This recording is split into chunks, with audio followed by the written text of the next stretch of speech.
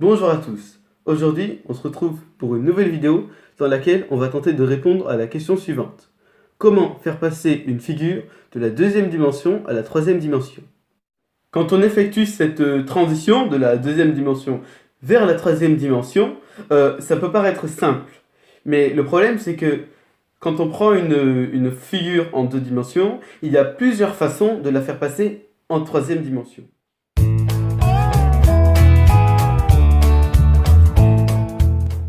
Commençons d'abord par l'une des figures les plus simples, les plus courantes.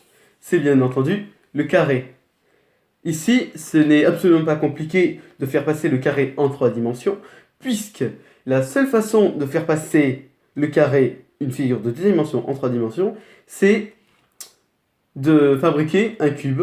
Donc on obtient ceci. Ce que l'on peut voir ici, c'est que l'on a, avant la transition, le carré avec ses quatre côtés égaux, et on obtient après une cellule cubique, donc un hexaèdre, avec 6 faces, 12 arêtes et 8 sommets. C'est donc très simple.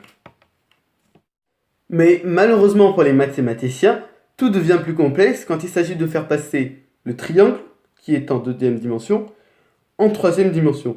En effet, il y a le nombre de figures que l'on peut faire à partir du triangle est tellement grand que je ne peux même pas toutes me les imaginer.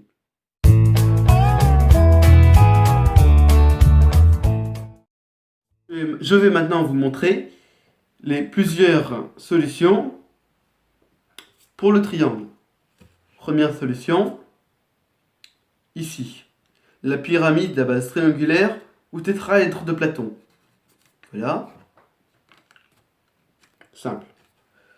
L'icosaèdre 20 faces, contre 4 pour ici. C'est déjà plus complexe. Mais quand on passe ici à l'icosaèdre augmenté, c'est beaucoup plus complexe. Les mathématiciens, là, ont grandement besoin d'une règle géométrique pour comprendre laquelle de ces solutions prendre. Sachant qu'il y en a encore une autre, c'est le dodécaèdre augmenté. Laquelle prendre? La solution est très simple.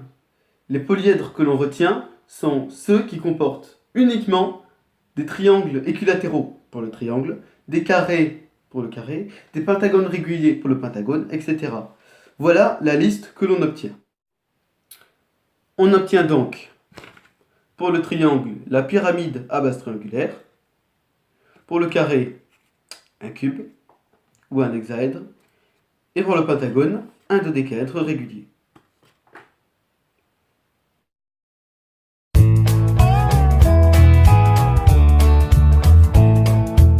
Malheureusement, en mathématiques, on a toujours affaire à des exceptions. Au-delà du pentagone, on ne peut plus faire de polyèdre, parce qu'il y a trop de côtés. Dans ce cas-là, prenons par exemple le dodécagone.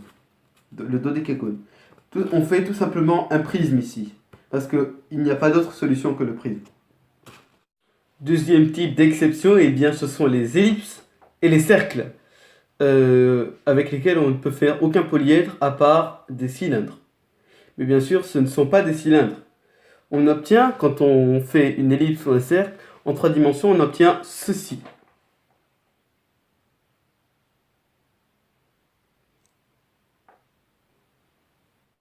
Voilà, c'est déjà la fin de la vidéo. J'espère que ça vous a plu. À la prochaine. Portez-vous bien.